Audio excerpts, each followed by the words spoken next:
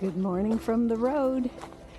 I've just left Pontevedra, not just, probably 45 minutes ago, and it is a solid drizzle. So this is going to be a nice day for walking because the drizzle tends to hold in the noise, and it's a good day for reflection. Speaking of which, I need to say thank you to Kim G for the great verse she sent, and also Carol and Jeff from my small group, and Sandy S, my good friend, who sent me the best coaching question ever. What would you attempt to do if you knew you could not fail? And so that was yesterday's quote, and I've been thinking about that one a lot. So thank you all for your meditation. I want to share a couple of things with you today. Later on, we'll see if it clears up a bit. And I want to share my biggest surprises, biggest fears, biggest worries, biggest challenges, biggest disappointments. Okay, so we'll see how those pan out later in the video. But just to wrap up on the Camino facts, you can see a lot of pilgrims in front of us, but actually the Portuguese Camino is not one of the most populated Caminos. There are 218 different Caminos, all ending in Santiago.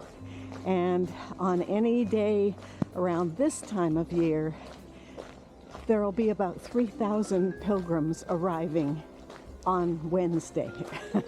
300,000 this year.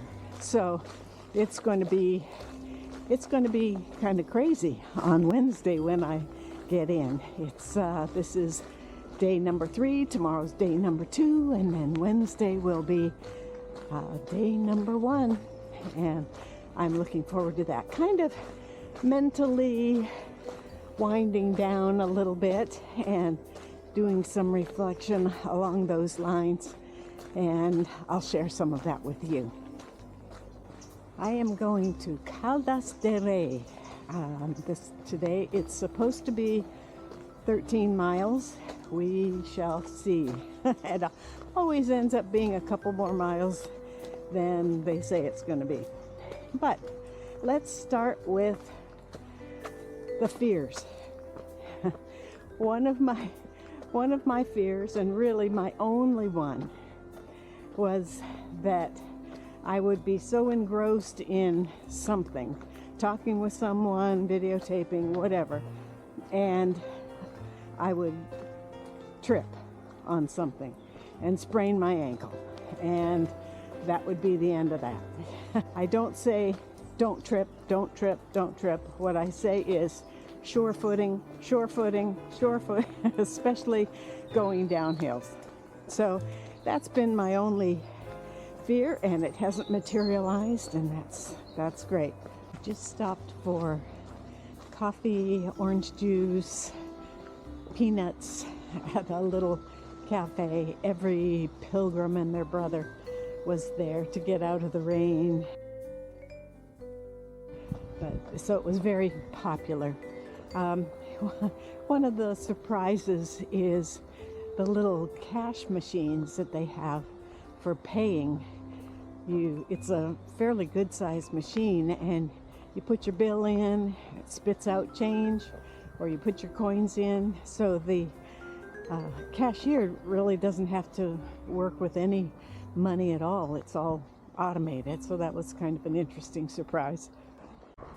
One surprise has been that I have never once thought, I'm done. I'm heading back home. I've never thought about quitting, and I have a short attention span, let's put it that way. And I move on, I get bored, and I move on to other things. And but this has been different for me. These are such great grapevines, and they have kiwi orchards the same, and the kiwis just hang down.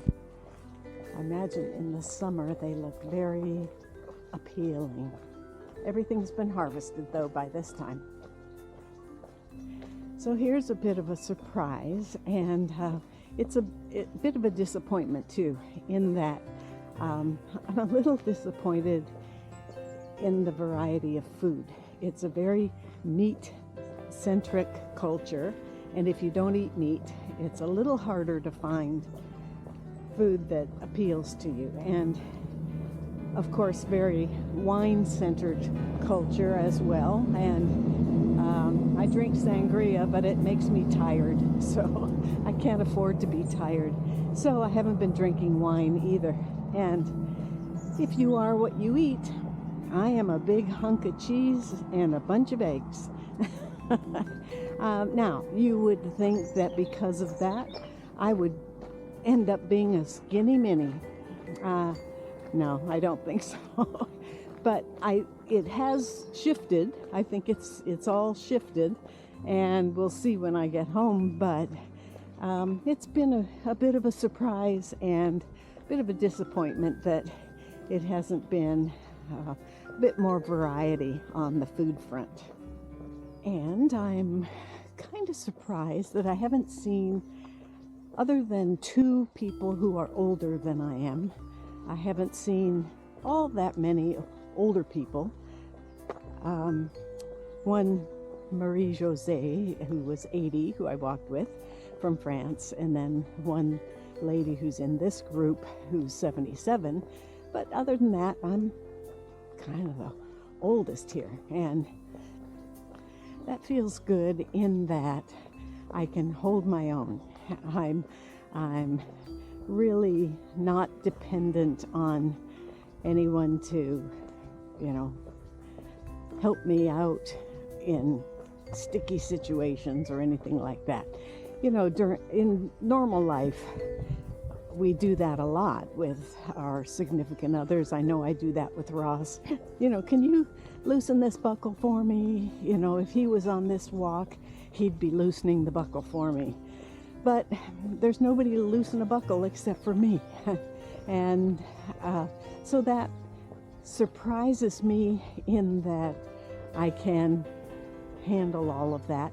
I know I'm a pretty capable person in real life anyway, but just being able to handle it all and not give up on it has been a nice surprise for me. So what other surprises? Let's see. There are big displays of Hall's cough drops at most every place you stop, which I can't figure that one out. I don't know. It's Hall's cough drops. It's just that brand. At the grocery stores, at the bars, everywhere. So that's an interesting one. That was a surprise. I just stopped for lunch, had great soup at a little cafe. They had things all set out, kind of cafeteria style, and they had good vegetable soup. And I met a deaf couple, Harvey and Janelle. And so that was kind of fun to find out they're from Wisconsin. Beautiful grape arbor. Very nice. And I get to walk with Lou and Sharon, and I met them back out of Bayona. Yep. We were all three walking in the dark. Lou had a flashlight, thankfully, and their luggage did not arrive until like the next day, right? 2 days. We 2 days. Until Friday. Oh gosh. And then this morning, Lou saw me in the breakfast line, said, "Carol, is that you?" So Carol from sitting on the rock eating a sandwich. Yeah, yeah. Our hero. We recognize each other in various unpredictable poses. Yeah, but we're going through a nice little valley here, and doesn't look like the hill is too steep up ahead, so one for the non-steep hill. It's beautiful. I believe that's the town of Caldas. Right out there. I'm about a mile away from my accommodations. And one final surprise, and that is that I'm a little surprised at how much time I've spent on social media. Originally, I was going to take Facebook and Instagram off my phone, and just make this trip a very focused trip and not have any undue influences. But what I've discovered and what the surprise is that in staying connected with you and documenting my trip, it has made a real connection for me. And not only will it be great memories in the future, but it's been my support system all the way along. And I've counted on that. And I know I've said thank you before, but I'll say it again. Thank you for being there and being my support system. There have been days, of course, that have not been the easiest, but I've found that, I know that real life is happening back at home, and this will be a life-changing experience for me. It already has been. So that's been a real surprise, and one that I'm very grateful for. So as I come into town on this rainy Monday, counting down the days until we go into Santiago, I hope your day ends up being one that's full of surprises. Even though there might be challenges, worries, fears, I hope there are a lot of surprises as well. Good surprises. And I'll look forward to talking with you tomorrow as I head to Padrón.